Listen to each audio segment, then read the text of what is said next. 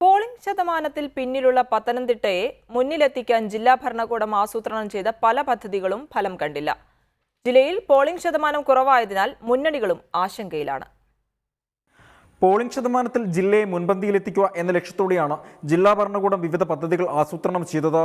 2011 68.2% മാത്രമായിരുന്നു ജില്ലയിലെ പോളിംഗ്.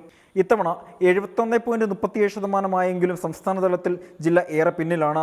റാന്നി മണ്ഡലത്തിൽ 70.57, തിരുവല്ലയിൽ 69.2, കോന്നിയിൽ 72.5 പോളിംഗ് ശതമാനമുള്ളത്.